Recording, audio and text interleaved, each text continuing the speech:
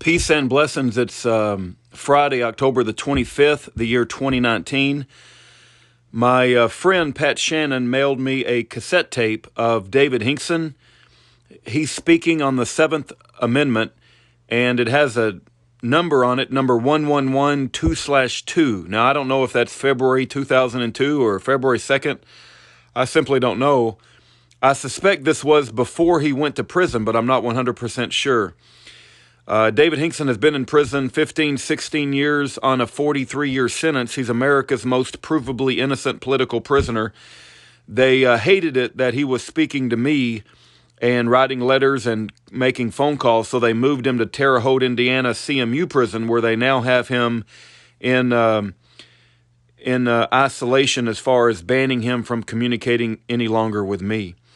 But I am interested in what he's got to say on this cassette tape. I'm going to hit the play button. We will listen to it together.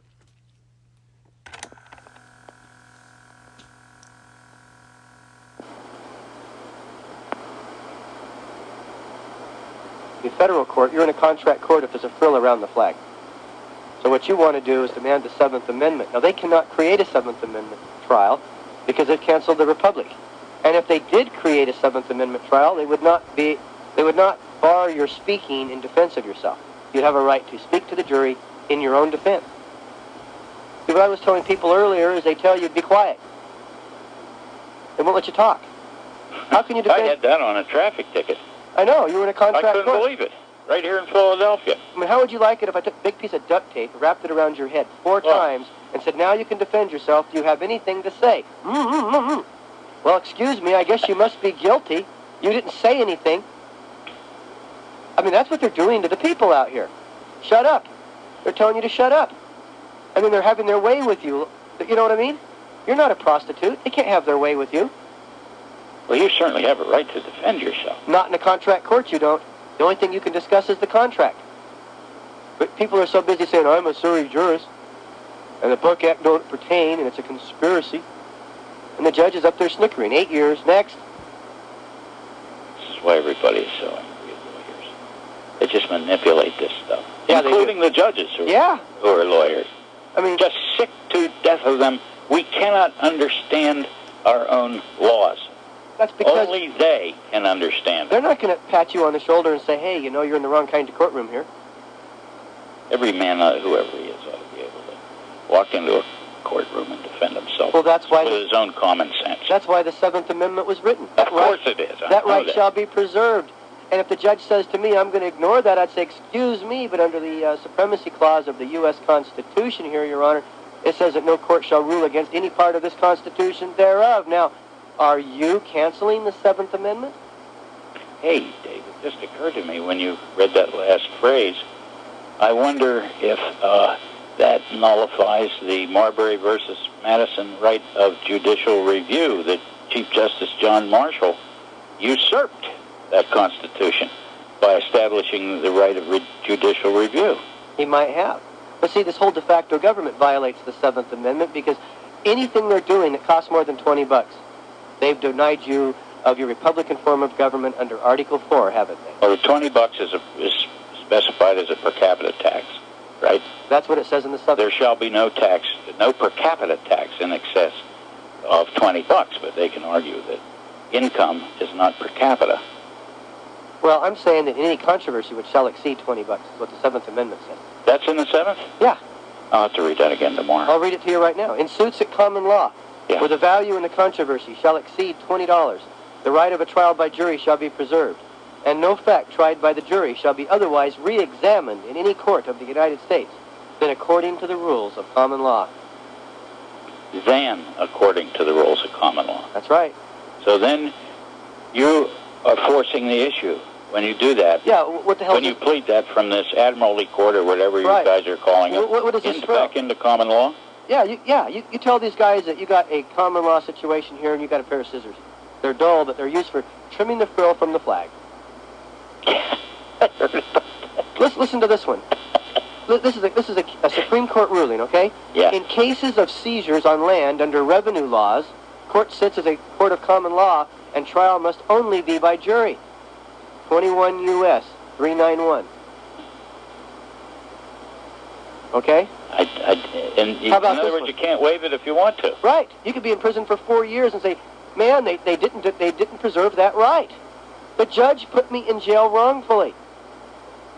He's acting outside of his delegation or judicial authority. He has no judicial immunity. He's personally liable. Bell versus Hood. Does this apply in state courts as well as federal? Yes. The 14th Amendment, the way it was written, made the U.S. Constitution applicable to the states. So therefore, all the state courts have to honor it under the 7th. It would be wonderful if we could do something like this. Well, it's easy. And get this great monkey off our back. That's what we're trying to do here. Of lawyers. Listen to this one. Taxpayer had the right to jury trial in action brought by the United States against him to recover his unpaid federal income taxes. I like that one. To recover his unpaid? Yeah, he didn't pay. Oh, okay, if he didn't and pay. And he had a right to a 7th Amendment trial. That's a ruling? That's a judicial ruling? Yeah, Supreme Court. Listen to this one. Constitutional right to trial by jury in suits at common law will be scrupulously safeguarded by the Supreme Court. Wow. Now, you say to the judge, Your Honor, I just demanded a 7th Amendment jury trial, and according to the Supreme Court, this right shall be scrupulously safeguarded by the Supreme Court. By the way, Your Honor, it's 305 U.S. 484.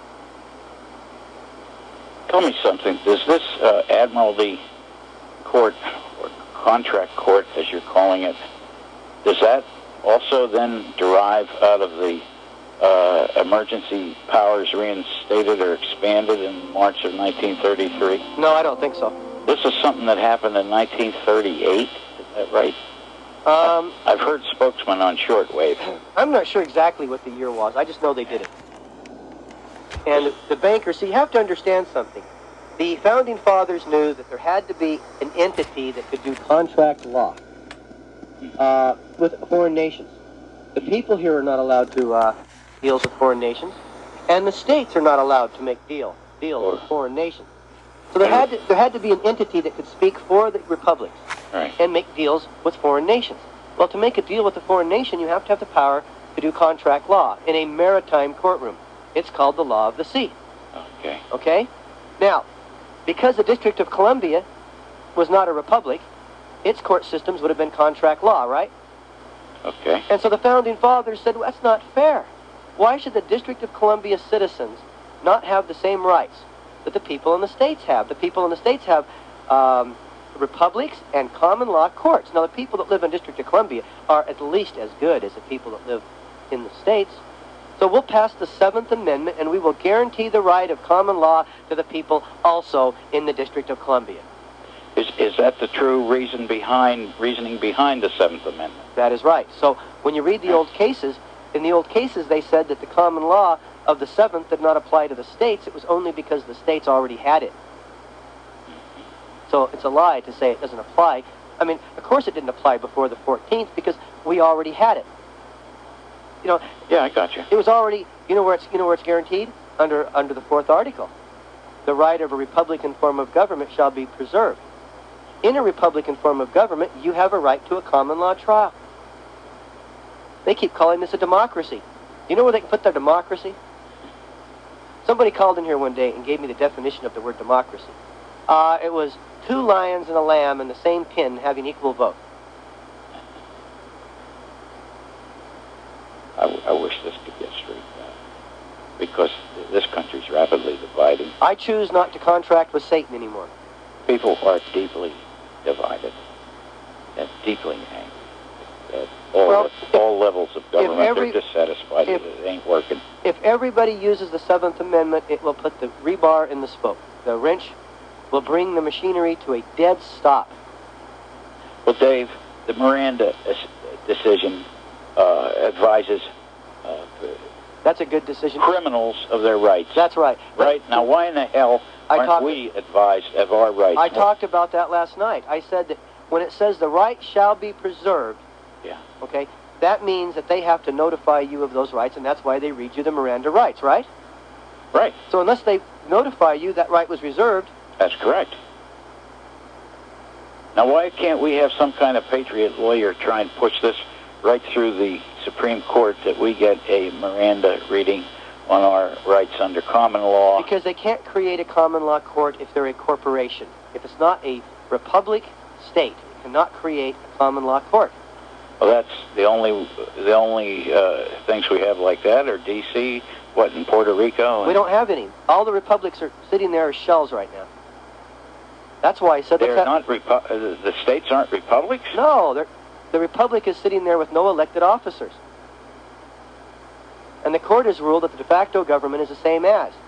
But nobody's ever addressed the Seventh Amendment. It can't be the same as if they can't create a Seventh Amendment court. If they can't create a court, they've created a form of government that's repugnant to the Constitution. The Constitution obliges them to create courts. That's right, so they can't do something. It establishes a judiciary and spells it out clearly, and that's what John Marshall further expanded with Marbury versus Madison, that the Supreme Court of the United States has the right to review all laws passed by the Congress as to whether or not they are constitutional. Now listen to this one. This is an answer to your memorandum. In absence of a waiver of right to trial by jury, it is a violation of the Seventh Amendment for the federal court, I read this already, to substitute itself for a jury, pass upon effective evidence, find facts involved in an issue, and render judgment. In absence of a waiver, the only way you could waive it... If you sign some. Yeah, or they say, hey... You sign that tax return, you've waived it. You have the right to remain silent. Anything you say can and will be used against you. You also have the right to a Seventh Amendment common law trial, which we can't provide. So if you want to plead that way, we will dismiss your charges now and you can go home. I hope it works. Tell me, what happens if I file a tax return and I send them a money order, but I don't sign the tax return? I don't know what they will do. I think if you don't want to contract with Satan, quit contracting. All these people that went to jail didn't realize they were in an admiralty court, and they signed papers. Gordon Call had signed a W-4. If you signed a W-4, you better pay the taxes for that year. Yeah, but it renews then each and every year. Well, it must, because they seem to want your signature all the time, don't they? They compel it. They would seem to compel it. Yeah, but see, it's a condition. I'd love to see if they take the money and an unsigned return and credit you. It'd be a nice test. Of course, they'd say, oh, it was a mistake by a dumb clerk. Look, when I got a letter back from Internal Revenue, they have an officer in Detroit, Michigan called the questionable W-2 officer. Now, yeah. The questionable W-2 officer does a situation where he looks over your paperwork to see if it looks like you know what you're doing. Yeah. See, everybody has contracted their life away. You all drive cars that belong to the state of, and you're driving around in a car that's not yours. And you're driving on highways that belong to them. You don't have the right to travel in somebody else's car. And all of our real estate deals, we put our deeds in the recorder's office, and we paid a transfer stamp, and we hired the county recorder as our trustee. Now we can pay a property tax. Everything they've done has been by legal contract law. Of course, it's all in violation of the Ninth Amendment, under the separation of powers.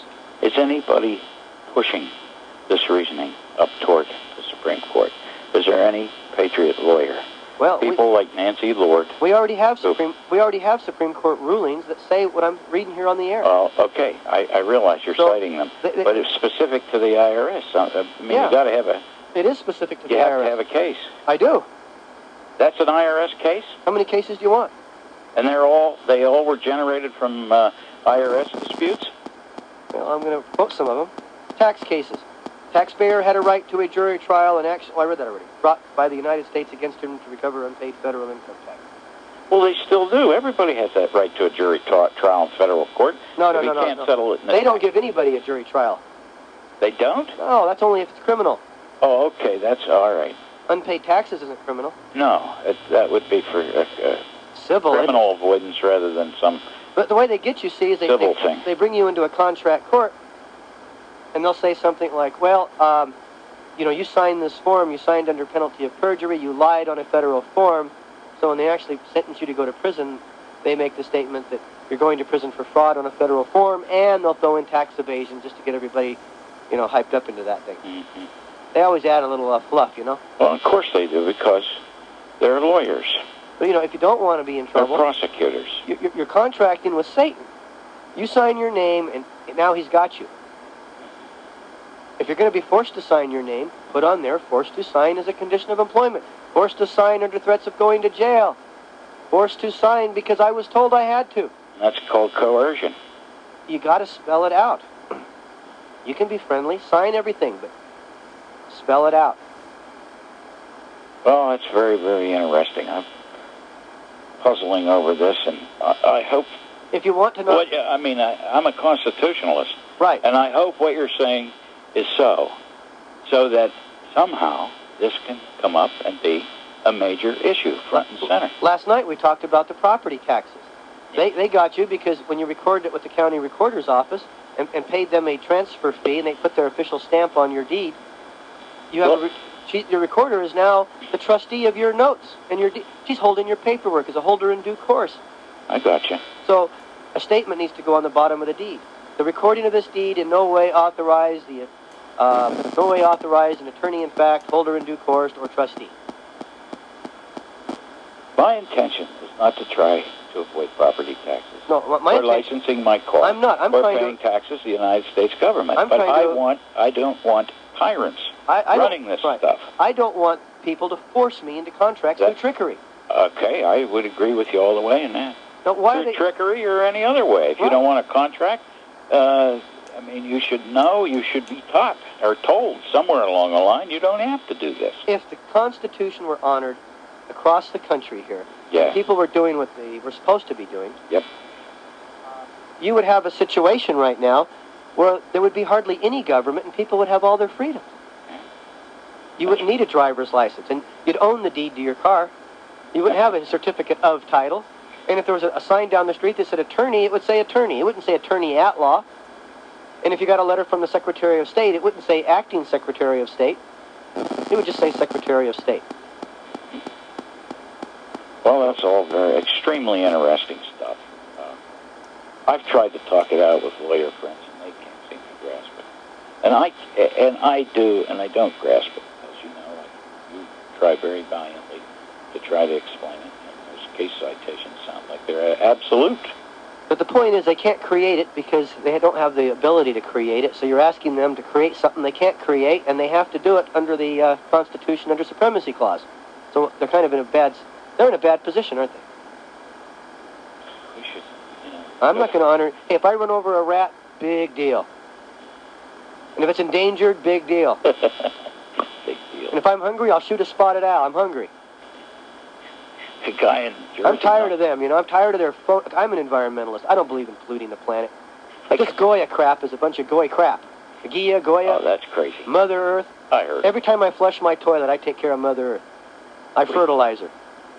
We got a guy here, Methodist minister, in this community. Yeah? Which is Chestnut Hill, which is a section of Philadelphia.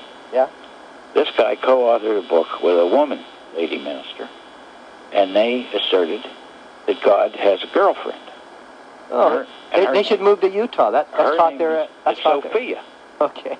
And then she comes in somewhere in Deuteronomy or something. Uh-huh. And this is this feminist line.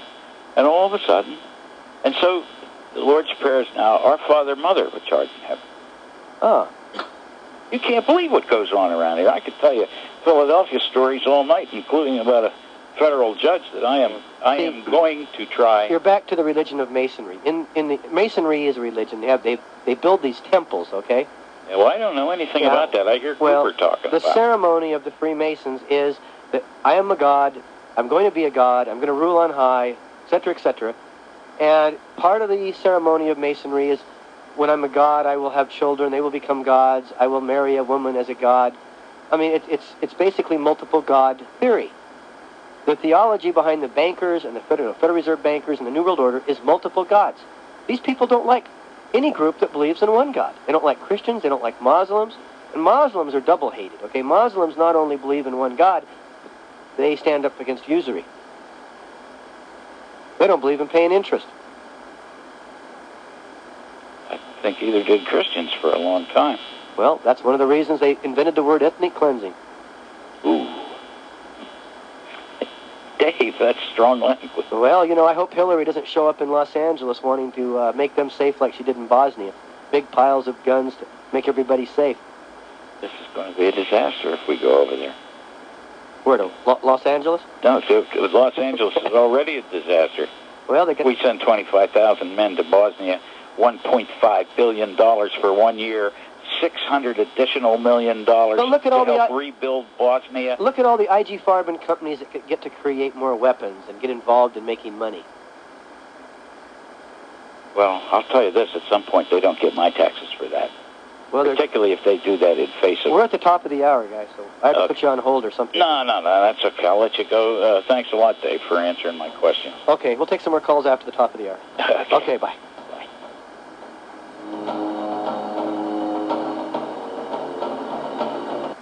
You have been listening to the Dave Hinkson Show on the Freedom Radio Network.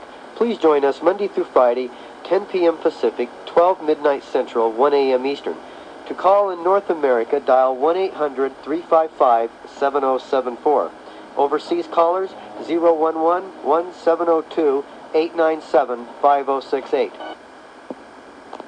If you are listening to us in Central California on FM, you are picking up KDNO Delano.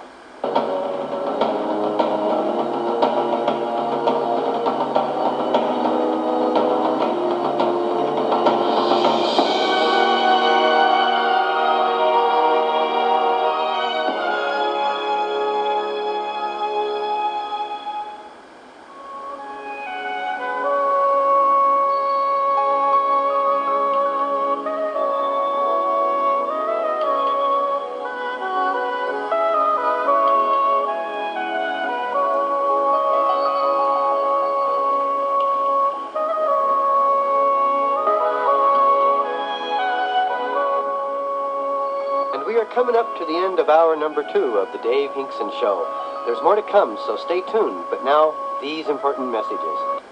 The world can therefore seize this opportunity to fulfill the long-held promise of a new world order, where brutality will go unrewarded,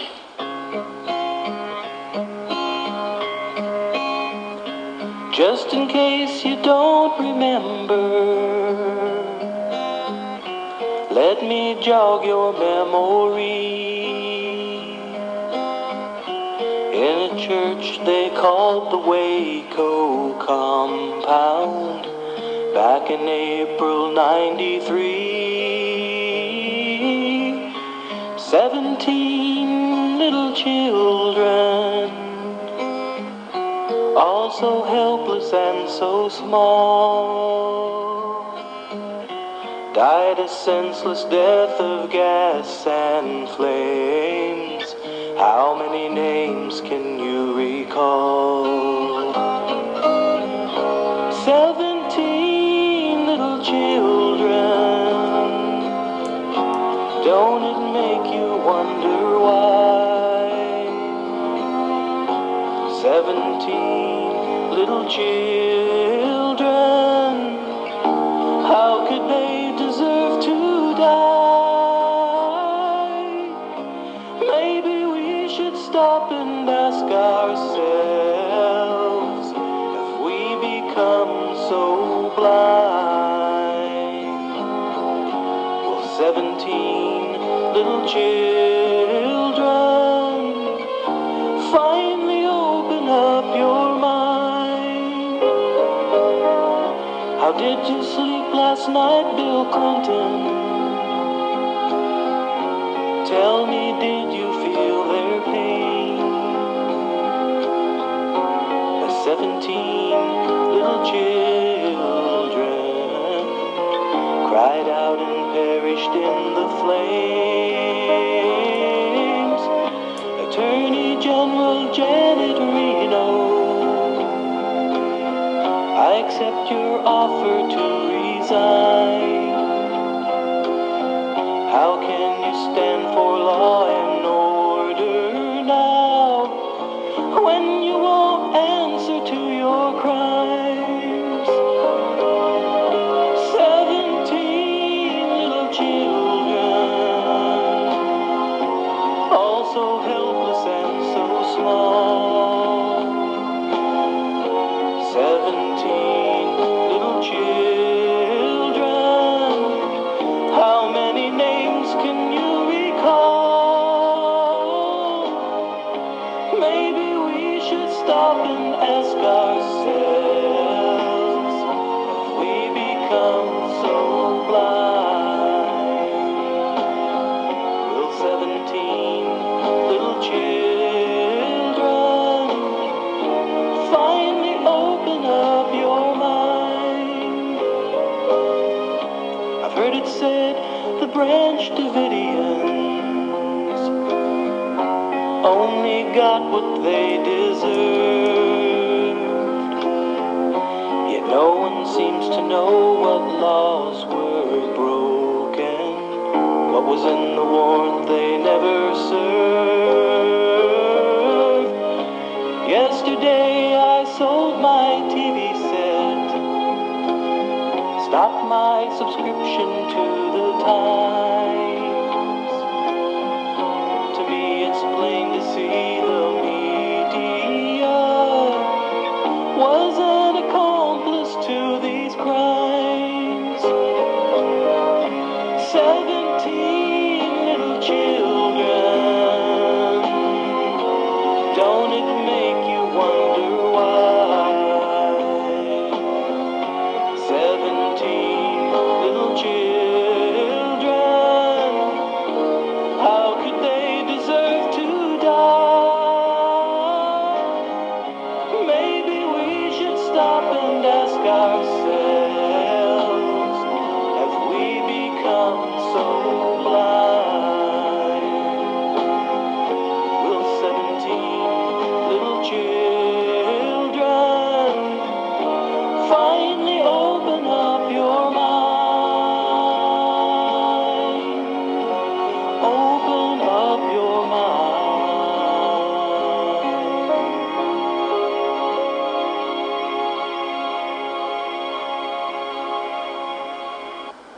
The views expressed do not necessarily represent those of this station, its advertisers, or its agencies.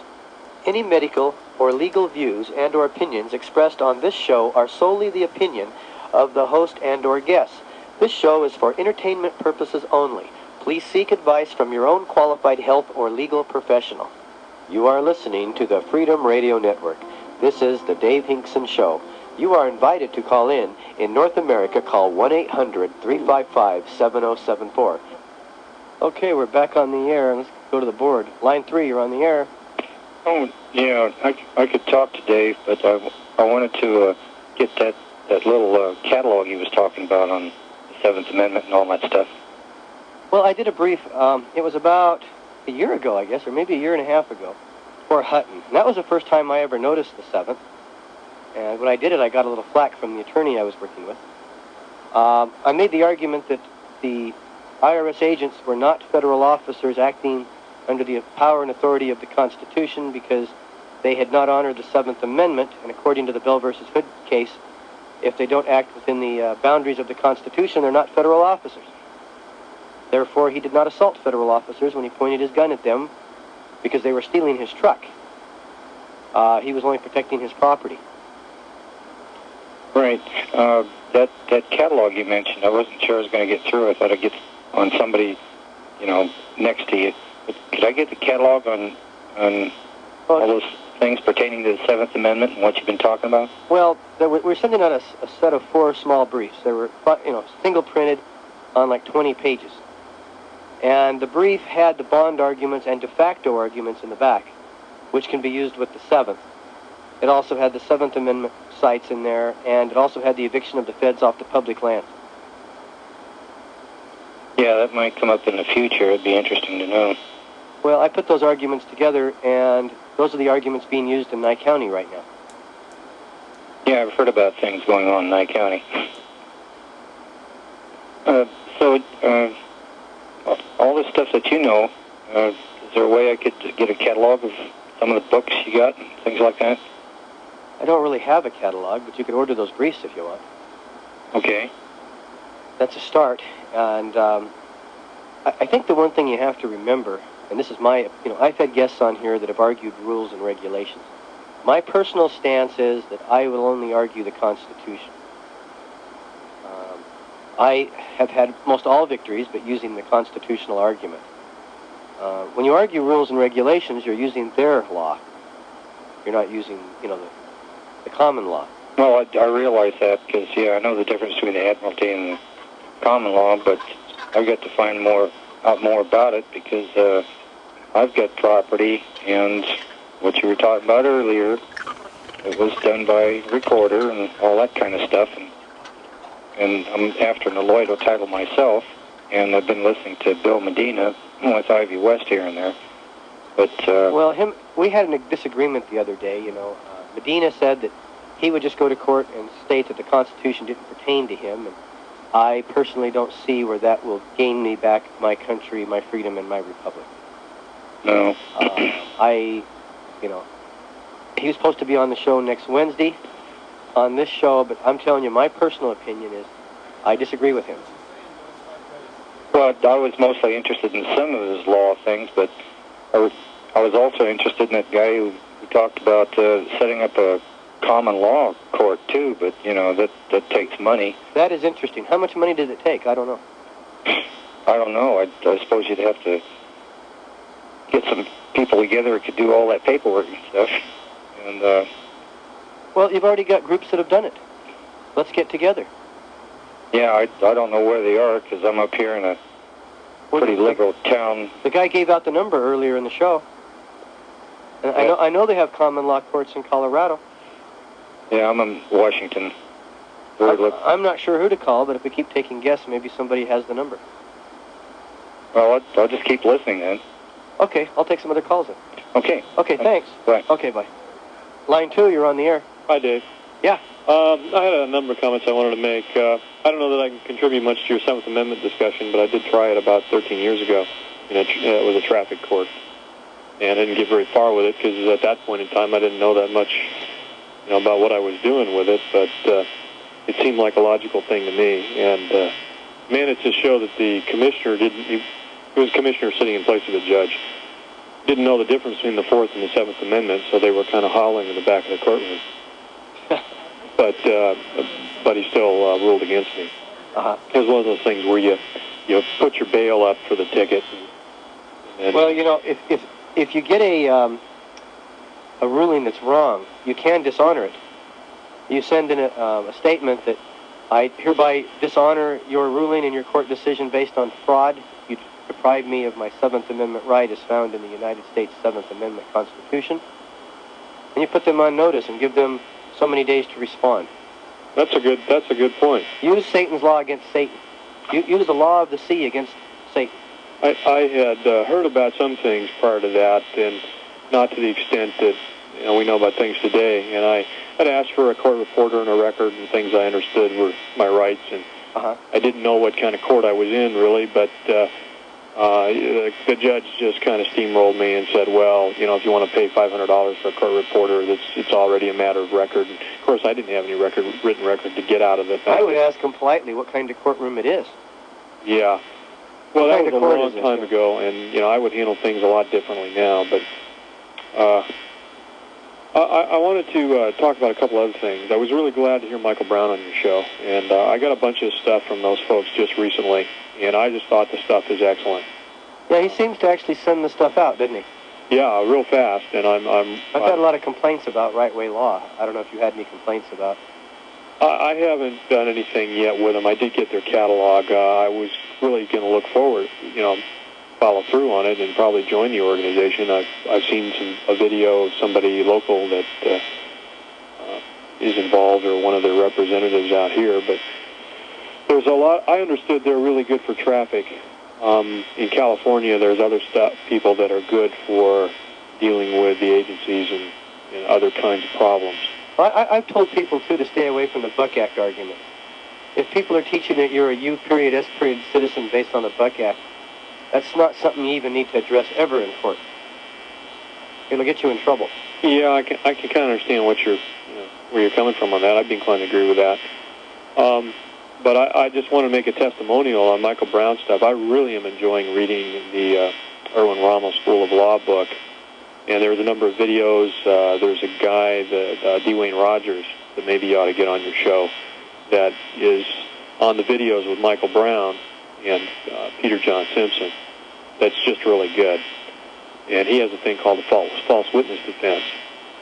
And the material's a lot of fun because there's a lot of humor in it, and yet the information's excellent, and it's a lot of information. So it's very concentrated, in other words. Uh-huh. Something else I wanted to mention was that, I don't know if you've covered it on your show. Have you covered the PDD 25 and the linkage to 22 USC or USCS 287D? No. Which is what Clinton is using as his authority for deploying U.S. troops under the United Nations. And that refers to Article 43 of the UN Charter. My understanding that has never been ratified by the U.S. Congress. The American people would never allow that, in other words, putting U.S. troops under UN command. So Bill Clinton is trying to pull a fast one by referring to a piece of code that is nebulous and not really lawful because it refers to a UN charter that is not within the scope of our agreement with the UN. In other words, we didn't accept the whole UN charter. And Article 43 of the UN Charter would be unconstitutional, but that's a moot point because it wasn't ratified to begin with. And it'd be really nice if people would make their congressmen aware of that, because that's an argument that they can understand and relate to. And it may, if there's enough momentum that builds up, it may put a real wrench in the works of Clinton trying to move forward on this Bosnia deal. Well, what gets me is all these federal employees that are willing to look the other way and move forward with this evil just so they can keep getting their paycheck. But these service people that are out here that aren't honoring the Constitution by even going to Bosnia or these different places, they're willing to go die to not stand up for the correct principles. So it just shows you how sick this country is.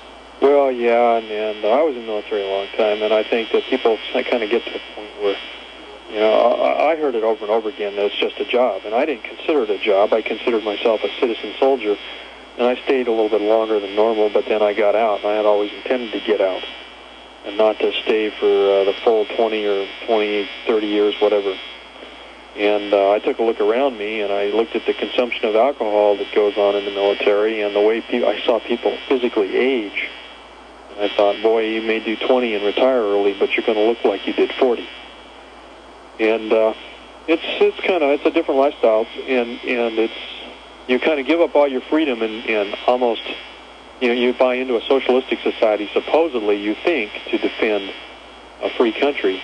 Huh. But, I realized that what I really could defend, or, what was meaningful to defend, was the ground I was standing on where I was living. Well, I think you should donate and it to the Constitution. What you need to do is donate your ground to the Nature Conservancy. Well, I already did. I gave my house back to the bank. Oh, okay. I didn't have a choice, and I figured, when you get kicked off the hill, the immediate action for that, or the best thing to do, is take it back as fast as you can. But sooner, one of these days, I'll take the hill back. Did you ever notice that every time the Marines land on the beach, they always die trying to get back the real estate? Well, yeah, I noticed that. You just got to do the best you can. 6,000 acres a day of U.S. farmland goes to the Nature Conservancy for rat protection. But there'll never be a food shortage. Nah. I was surprised this afternoon. I was listening to a Southern California AM talk show guy that runs all the programming. He's a well-known station. And he's kind of libertarian, but he's real hostile to patriot arguments, anything he thinks is conspiracy theory. And I tried to get on there and just make a plug for the War Powers Act concept, and Dr. Gene Schroeder and the American Agricultural Movement. And I pinged him for, basically, he kept talking about the Constitution, and I said, buddy, there is no Constitution. It's not in force. It's been suspended. We're under emergency powers. And, he just said, what do you mean everybody in Congress is lying? And I said, I'm holding the law right here in my hand. I was referring to Title 12 U.S. Code 95B, and I get really tired of trying to educate these people, and I really wasn't trying to educate him. I was trying to get a message out over the radio.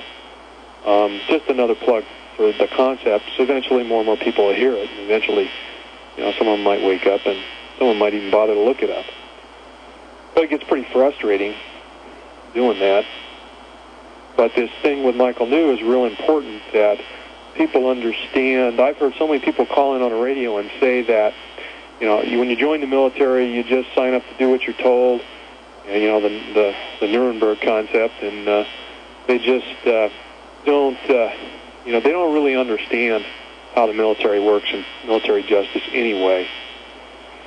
But they think that the government can just do whatever they want. And I think one concept is that, at least I've heard the argument that Bill Clinton's not really the commander-in-chief until the U.S. military's been put into service. And it would be arguable that it hasn't been. Not by Congress. And at any rate, I've already made the point that it would be unconstitutional for him to deploy troops under the UN, and that should be the core of Michael New's argument, that it is in fact unlawful. On the surface, it appears lawful under 22 U.S.C. 287D, but in fact, that has no standing or force whatsoever. It's a meaningless paragraph. Right. Because it references back to something that has no standing in U.S. law at all, that portion of the UN Charter. Okay, we'll take another call then. Okay. We appreciate your comments. Okay, one other thing I wanted to mention. Have you ever followed up on that document that's out there by a guy, David Mark Price, Sunset Research Group, on Bill Clinton and his KGB connections? No. It's about a 51-page document, and kind of memorialized to or dedicated to Richard Welch, who was CIA station chief in Greece in 1975, who was assassinated on Christmas Day in front of his family. And he goes through and kind of runs down an organization called IPS, all the connections to it, and they include Derek Shearer, who's a stepbrother, I guess, of Strobe Talbot, who was editor-at-large for Time magazine and appointed by Clinton as an ambassador. It runs through a whole lot of connections with some to Cuban DGI intelligence and the KGB, and Hillary and and Bill and a lot of their friends' connections. And so what we really have in the White House is a KGB asset. Yeah, and we got their stoolie shutting down the military base. Yep. In the Presidio. That's right. And it all ties together. Back to George Bush through the IG Farben cartel, and all the way back to Adolf Hitler through Bush's father. The American people just couldn't be dumber. They're dumber than a loaf of bread. They really need to wake up. They're really asleep at the switch. Do you really think the people that were exterminated in some of these countries that were seized by the New World Order in Russia and different places, ever in their wildest dreams thought that troops would march through their town and shoot everybody, every woman, every baby, and every child, and bulldoze them and march them out of town? No, probably not. It couldn't happen to them. Oh, boy, never to them. I've tried to tell people here that it can happen. It can happen pretty damn fast, and they just look at me like I'm nuts. Well, tell them to come to Vegas and see a turtle camp with ovens and showers. If you just look next to the railroad track.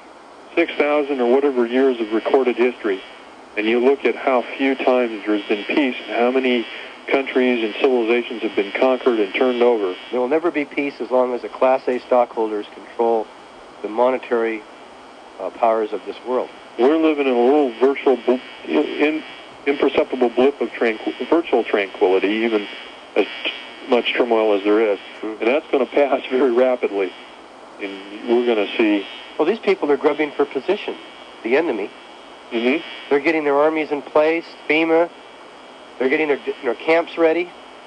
Well, we're going to see the fruits of our idolatrous ways here shortly. We really are, I'm afraid. I wish it weren't so. Whatever happens to the American people, they've earned it. I feel sorry for the children. Watching children. Did you watch the movie Schindler's List when the children climbed in the toilet and tried to hide there? No, I didn't have to see that. I wonder how many Americans can visualize their children. People should watch that movie. It's a very good movie. They showed the children getting on a big bus and being shipped out. Yeah, people should watch the remake of 1984 and look at how much it's like today as well. The one with George Orwell, right? Yeah. Okay, it's very interesting. George Orwell and Aldous Huxley were both kind of confidants or friends of Aleister Crowley. Did you know that? No. Yeah, they both knew Aleister Crowley. They probably get real excited in the movie where the rat is put in the cage next to the guy's face. Yep. Maybe that's why they're protecting rat habitat. They're sitting around saying, "You believe how stupid these Americans are? We're going to preserve rats, and they're going to go for it."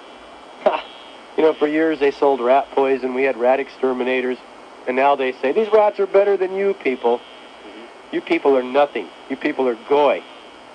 Rats and lizards are worth more than you people. Anybody at the level of influence that the average middle class or upper middle class in America is today is expendable. They're just not needed when they got the whole third world to make their shoes.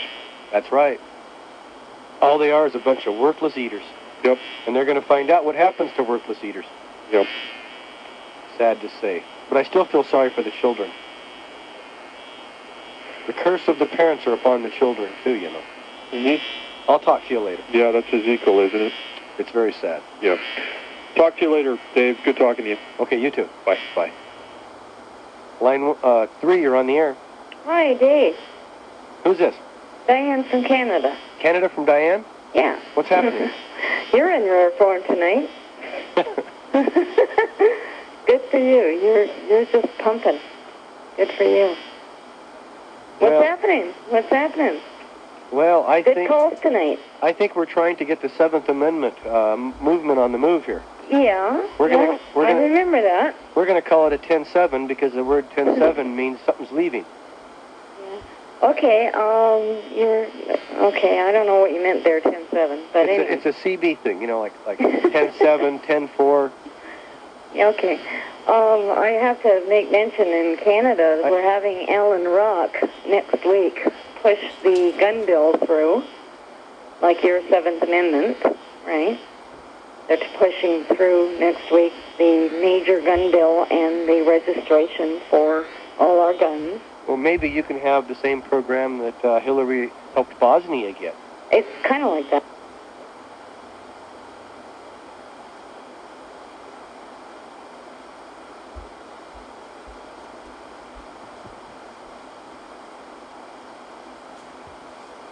That might be it. Is that it?